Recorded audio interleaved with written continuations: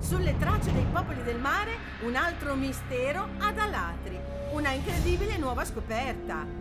Alatri è piena di simboli da interpretare, come questo labirinto trovato di recente, in questa che fu una chiesa. Per di qua? Mi ci porta, per la prima volta in assoluto a telecamere accese, lo scopritore, Giancarlo Pavat. Bellissimo. Questo è l'affresco con il labirinto con il Cristo al centro. Ci troviamo comunque di fronte a un'opera d'arte unica al mondo, perché non esiste nel panorama dell'arte universale un'opera d'arte che unisce la figura del Cristo storico con il simbolo antichissimo che è quello del labirinto.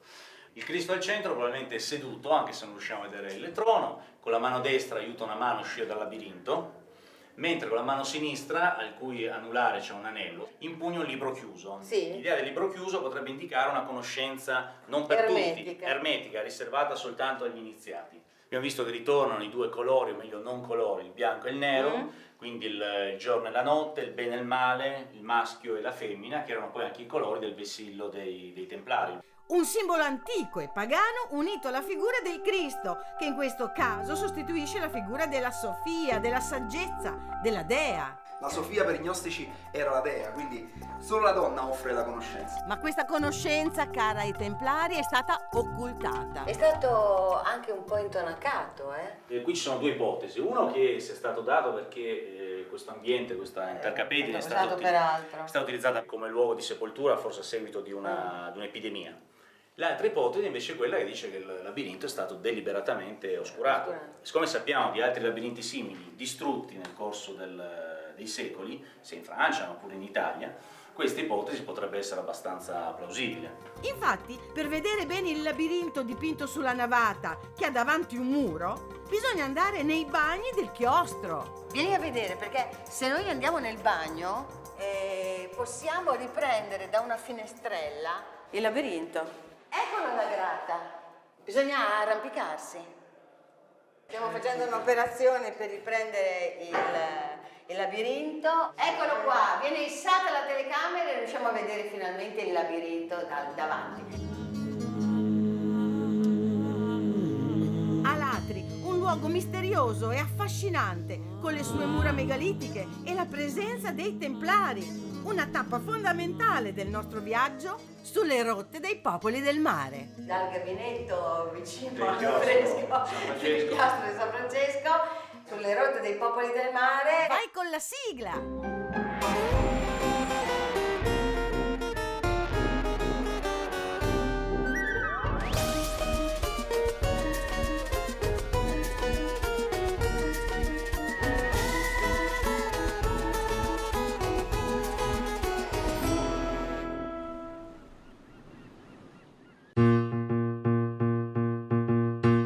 Ma a che punto siamo del viaggio?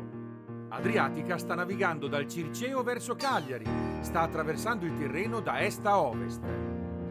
Proprio sulla linea di divisione di quello che era il mare di pertinenza degli Etruschi e quello di pertinenza dei Fenicio-Punici. Abbiamo lasciato la Toscana e il Lazio e quindi gli Etruschi e ci dirigiamo verso la Sardegna, quindi verso i Sardes. Anche loro facevano parte dei popoli del mare? Sì, sono gli Shardana, per eccellenza popoli del mare, raffigurati nel bassorilievo di Medinet Abu, in Egitto, dove combatterono contro il faraone Ramesse III. Quindi siamo perfettamente sulla rotta giusta. Traversata un po' noiosa, pochissimo vento, niente traffico, niente pesci, mancano 140 miglia all'ingresso del Golfo di Cagliari. Arriveremo domani mattina intorno alle 10:30, 11. Beh, senza vento ci sono i pro e i contro, e i pro sono che ci si riposa. Guarda, e io studio, e tu dormi. Ah, che fatica. Miglia dopo miglia, macinare, il mare. Ho capito, ripasso la lesson 1 dei nodi. Poi passo dietro. No, sotto. Ma scusa, ma non sai fare una cassa? Lascia stare, non mi ricordo più bene. Cos'è? Una grassa amante. Un Dentro dei- anziano. Guarda, la balena! I delfini qua! Laggiù, guarda, c'è una. Balene e delfini assieme. Abbiamo la biologa marina in diretta che sta riprendendo. A me parrebbe un capodoglio. Che differenza c'è? Dovevi dare la dorsale, cioè la balenottera la classica pinna, invece il capodoglio c'ha questa gobbettina. E poi vedi che loro hanno lo sfiatatoio in cima alla fronte. Guarda là, guarda come soffia. Un'altra là? Ce n'è una qui, una laggiù. Guarda là. Vedi? Siamo in mezzo a una festina di balene. Bagno. Guarda questa che è vicina. La barca è ferma, tutti tacciono e veniamo affiancati da 3 cappodogli che respirano all'unisono. Stiamo navigando affiancati alle balene. Sono lì di fianco. Stiamo andando con loro. Loro sono 3 più 1, 4 Adriatica. Uno spettacolo impagabile. Adesso però bisogna andare a vedere che specie erano, nel libro di bordo. Troppo belle. Era un capodoglio e difatti qui dice che i capodogli di rado mostrano molto di sé alla superficie. E infatti la gobba ti ha fatta vedere e la teneva anche lì. La pinna mica tanto. Quanto è lungo un capodoglio? Un neonato è 3,5-4,5 metri, mentre invece un adulto tra gli 11 e i 18 metri. Credo che fosse un branco di femmine coi piccoli, perché in generale le dimensioni non erano eccessive e qualcuno era proprio più corto vistosamente degli altri. Femmine e con i cuccioli. Oddio!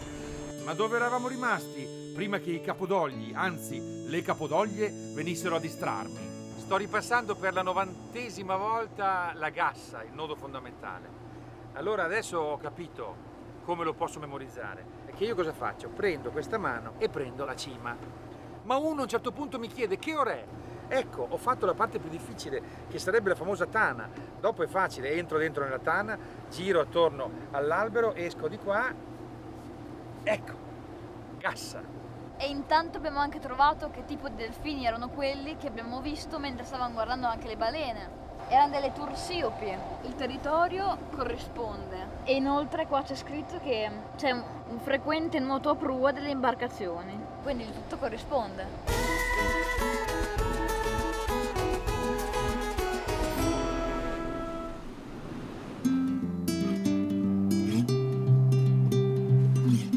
Alle 9:50 di mercoledì siamo in vista di Capoferrato, coste sarde. Guarda caso, Capoferrato. I metalli, i popoli del mare. Certo, come nel mito degli Argonauti, i popoli del mare erano ricercatori di metalli e frequentavano le coste ricche di miniere.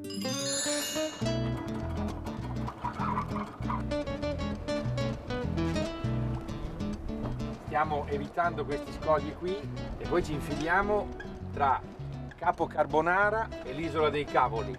Dobbiamo andare tra l'isola e l'ultimo scoglione. Esatto. Ed eccoci a Cagliari, con la sua rocca sulla quale appunto si staglia la città vecchia e con la sua palude, coi fenicotteri rosa. Sardegna, Sciardana. Sciardana, i grandi navigatori, i grandi guerrieri che combatterono sulle barche anche l'Egitto dei faraoni. Non distante da qui, a Nora, è stata trovata una iscrizione fenicia, la prima che è stata trovata in Occidente, che cita questi grandi navigatori, gli Sciardana. A proposito, ecco uno Sciardana che ci sta venendo a prendere col gommone. Ma va là, è l'ormeggiatore dell'IBS Yacht di Cagliari. Non è che noi abbiamo bisogno del rimorchiatore, però il Marina ti manda un ormeggiatore col gommone che ti porta al tuo posto e ti dà il massimo di assistenza. Ah no?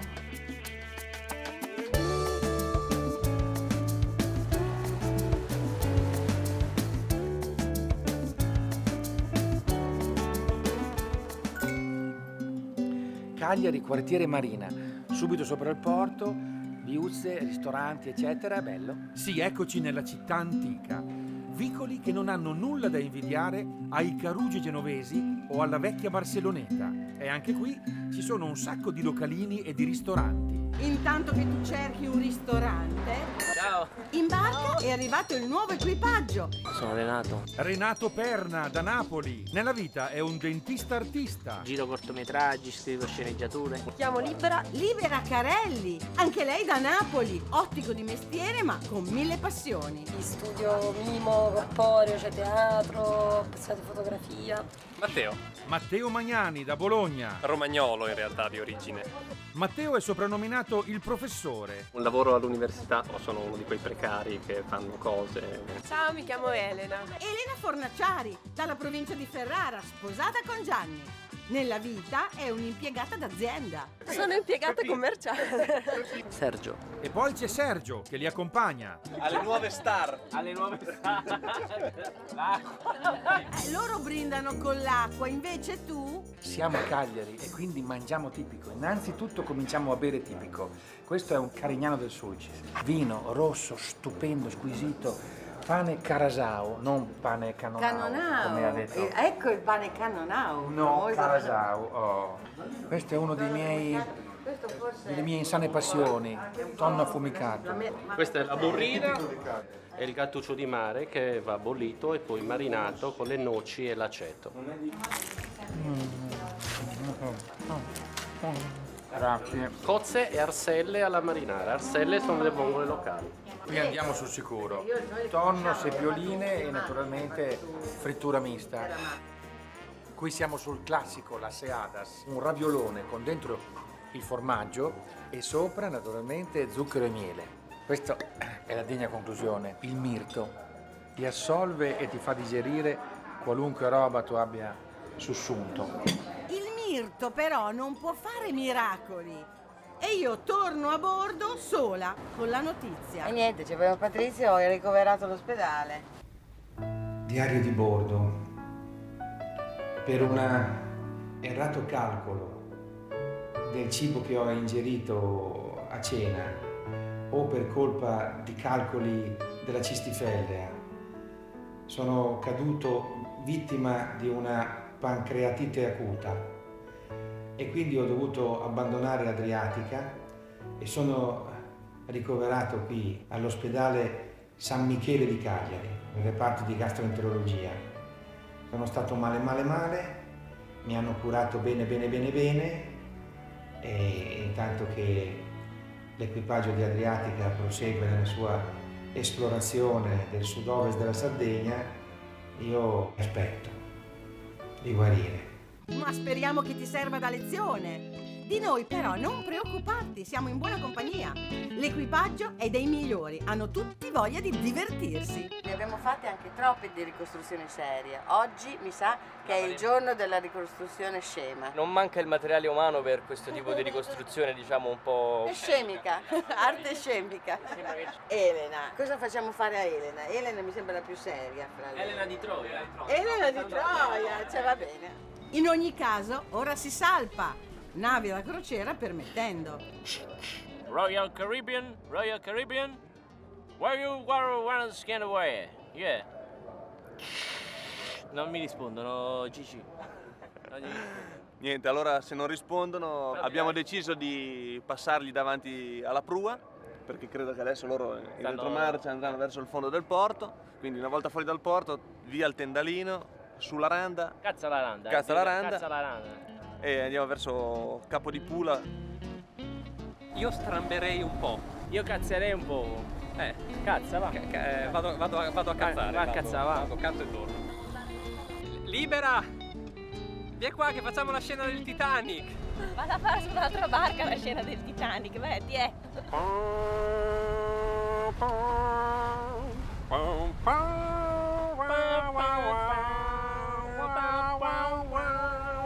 Il costume viola l'ho portato, è una. La scena del Titanic l'abbiamo fatta, è due. Se c'è qualche altro rituale marinaresco che non conosco per portare sfiga, sono pronto.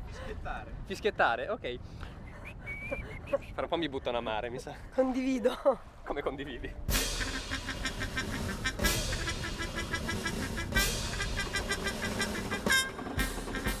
Pozzare Ok. e poi Poggiare. e poi poggio. Ok. Poggio. quando capita appoggio, però... Cioè, se andassi dritto sarebbe meglio. Mattia, tu fai lo skipper, che dai le istruzioni. Renato fa il timoniere, che muove il timone, manca uno stratega. Secondo te io cosa faccio qua? Ah, lo stratega è Sergio. Eccolo Pensavo che stavo a pettinare le bambole. Non stava dormendo, stava pensando alla strategia. Il vento tira. Le indicazioni sono mani a ore 10 e 10. Lui dice 10 e 10 perché lui ha le braccia che sono 3 metri. Io gli faccio 11 e 5, va bene? Avete seguito le istruzioni, sì? Ma sarà difficile fargli studiare la storia questi qua. Alcune notizie interessanti su Pula. Oh, ma devo mettermi a studiare. Orza! Siamo in regata. Visto che abbiamo il vento per veleggiare, abbiamo ingaggiato questa regata, questa inconsapevole barca, con degli inconsapevoli, non lo sanno, abbiamo deciso noi. Abbiamo ingaggiato qualcuno che non lo sa neanche. Noi ce la mettiamo tutta. Intanto comunque stiamo facendo dei bordi. Sono tutti uomini e infatti noi stiamo orzando, oppure appoggiamo e ce ne andiamo. Va. Appoggiamo e ce ne andiamo, ha detto il comandante. Va. Prima che si appoggino loro. Prima che facciano una strambata lì.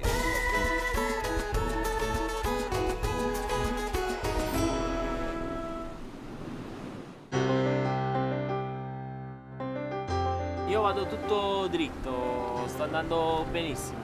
Se lo dice da solo che sta andando benissimo. Stiamo arrivando davanti a Nora, il porto fenicio-punico che fu il primo insediamento fenicio qui in Sardegna. Tant'è vero che proprio qua è stata trovata la famosa stele di Nora che riporta per la prima volta la frase Sarden. Quindi qualche cosa che ricorda appunto la Sardegna e forse i Sciardana. Fra tante sceneggiate siamo arrivati a Nora e Matteo, o professore, ha studiato la lezione. La città di Nora abbraccia 1600 anni di storia. Lo storico greco Pausania ritiene che la città di Nora fu fondata attorno all'VIII secolo a.C.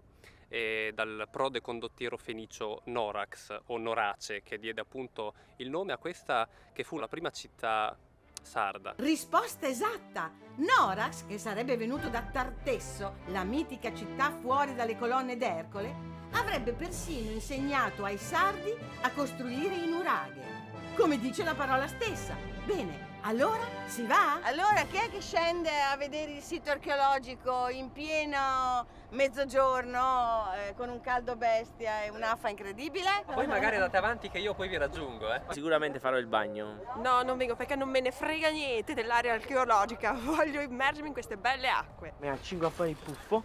Io volevo venire, però se non ci sta Renato da solo no. E vabbè, andrò io. Mentre l'equipaggio fa il bagnetto, io mi faccio accompagnare a Nora. L'architetto Elena Romoli mi introduce al sito archeologico di Nora. La città più antica della Sardegna, nel senso l'approdo fenicio-punico più antico. Le attestazioni a Nora sono dell'8 secolo a.C., ma poi il territorio è anche molto precedente. Intorno al XII secolo, insomma. Poi chiaramente anche prenuraggi. Quindi anche Nora risale alle scorribande dei popoli del mare nel Mediterraneo. Sicuramente la testimonianza fenicio-punica più evidente è la scelta del sito, perché questo è proprio caratterizzante, la caratterizza nel Mediterraneo e la comuna a tutti gli altri siti importanti dello stesso periodo di fondazione. Effettivamente questo lo si vede proprio navigando.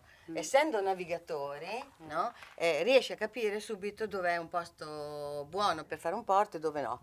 Già vedendo questa baia e vedendo anche il mare in questo momento, ti rendi conto di come è protetto. Fra l'altro era il primo approdo possibile venendo dalla Libia. Che ci siano tracce puniche lo si capisce anche dal tempio di Tanit, dea punico-fenicia trovata qui, nel sito di Nora. Ma come si è arrivati a stabilire che quello è il tempio di Tanit? È un'interpretazione data sulla base del ritrovamento agli inizi del Novecento di una pietra triangolare che ricordava il culto di Tanit. Ma il porto punico non lo possiamo vedere perché è sott'acqua. Che questo sito sia un luogo ideale per un porto in antichità come adesso è testimoniato da come stanno ferme quelle barche. Ma sentiamo, professore. La cittadina di Nora fu occupata prima dai Fenici, poi dai Punici, dai Cartaginesi, in questo periodo aveva addirittura 3 porti, ma sono tutti sommersi, quindi non si possono vedere. Ma il mare non è sempre stato a questo livello, si è alzato. Assolutamente. Gli studi che cosa dicono? Negli ultimi 2500 anni il Mar Tirreno, nella parte che ci riguarda, quindi sulla Sardegna, si è sollevato di 1,80 m. Quindi qui c'erano i Punici e il mare era molto più basso di 2 metri praticamente. Esattamente. 2 metri più basso vuol dire che si scopriva tantissimo di questa Infatti di tutta la parte zona. dei moli, dei porti, ormai è sommersa. Quando si parla di Nora sommersa, a parte le leggende metropolitane perché non è una città sommersa, si parla dal punto di vista scientifico soltanto delle parti dei moli. Quindi quello che c'è rimasto anche di epoca romana, diciamo, è la parte più alta. Pensa a quante decine di metri di costa Certo, hai perso, certo. anche più di 100 metri in questo Certo. lato e più di 40 nell'altro versante. E cosa si prevede per il futuro? Entro la fine di questo secolo un ulteriore innalzamento delle acque di 1,40 m. Che vuole dire che andiamo tutti sott'acqua, cioè a parte diciamo il sito archeologico, ma ancora più grave, voglio dire, Cagliari potrebbe avere delle Le parti grossi problemi. basse. Cagliari comunque è costruita per la maggior parte su colline. Quindi quello che succede non è un abbassamento, diciamo, della parte Della della terra. terra, ma è un innalzamento Delle del acque. mare. Ma veniamo a una storia più recente. In epoca spagnola, la Torre di Nora era un luogo di avvistamento dei pirati. Ecco, questo dove stiamo arrivando è il cosiddetto Rivellino. Era pericolosissimo per via di queste continue incursioni dei pirati, i corsari si chiamano così perché fanno la guerra di corsa, no? Arrivano, fanno bottino e scappano. E venivano molto da vicino. La punta dove c'è il tempio di Esculapio è distante dalla costa nordafricana soltanto 180 km. Dalla torre di avvistamento si vede benissimo il mare e i corsari avrebbero trovato molta resistenza se non avessero potuto contare sui rinnegati locali. Uno dei più efferati pirati si chiamava Hassan Aga Pasha. Hassan Aga Pasha, nonostante il nome, era un giovane pastorello sardo.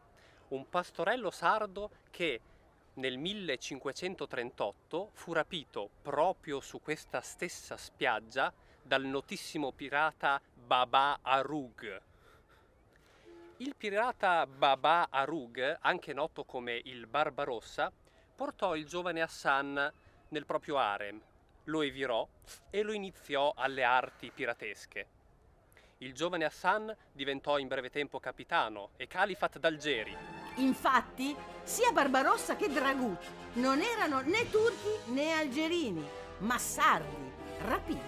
Ecco perché la bandiera sarda ha 4 bei pirati moreschi come simbolo. Quanti altri sardi sono diventati pirati? Ma forse anche poi avevano dei risentimenti. C'erano anche, dei no? rinegati che per vendetta Dei vendevano rinnegati. delle informazioni al nemico, in questo caso i pirati, rivelando per esempio i giorni di festa, anche le feste religiose, soprattutto dove si adunava la popolazione e anche dove erano ubicate le case dei maggiorenti, delle persone più benestanti, in modo da saper andare a cercare le cose, il bottino, visto che queste città-stato vivevano proprio come a livello industriale proprio di bottino. Quindi essere un rinnegato era un mestiere. Bisognava aver paura più dei rinnegati a volte che degli stessi pirati. Comunque, Hassan Aga Pasha Terminò le proprie scorribande proprio nella vicina isola di San Pietro, dove ci recheremo prossimamente.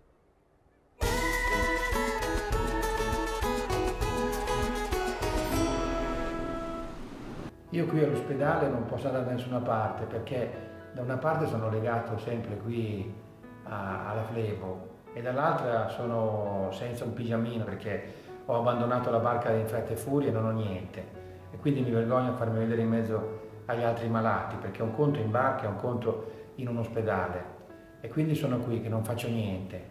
E voi su Adriatica che cosa fate? Ci stiamo lasciando Pula alle nostre spalle e ce ne andiamo a doppiare Capo Spartivento e andremo a passare la notte a Malfatano, che è una baia abbastanza protetta. Il vento sta più o meno passando da un'intensità di a un'intensità di circa almeno più o meno sud. Quindi se noi adesso seguiamo praticamente la prua andiamo bene. Andiamo bene, è una parola. Siamo Arrivati! a Malfatano. Qua l'acqua è bellissima, è di un blu indescrivibile.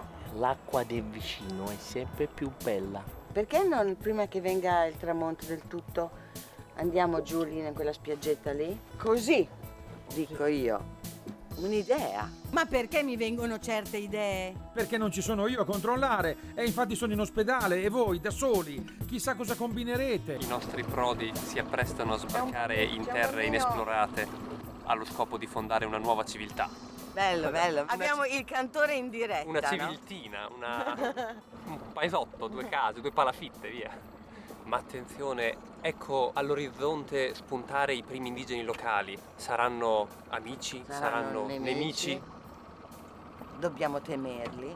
I nostri eroi misero giù l'eco scandaglio, però discesero. Non senza difficoltà. Venga, professore. Grazie. Ecco qua. È un momento storico, dica qualcosa. Dica qualcosa, professore. Vorrei dire qualcosa, ma mi trovo occupato in altre faccende, a menicoli vari. Opla. Impresa riuscita con successo. È stupendo, no? Abbiamo fatto una bellissima discesa. Gli indigeni sembrano amichevoli. Uno sbarco veramente interessante, con vestigia umane veramente incredibili, delle mura ciclopiche poligonali, megalitiche, pazzesche, guarda. Vedo dei menhir. Sarà passato il figlio di Obelix. Norax sembra che si portasse dietro il costruttore del labirinto. Ah, sempre. Sempre. Che costruiva dei nuraghe qui e là. Visto così Però- non sembra, ma però se se tu lo fai vedi un in macro da te... Sembra 18 metri. Allora, professore, meglio andare a esplorare tutta sì. questa zona. Io andrei di là. Anch'io no? andrei di là. Andiamo.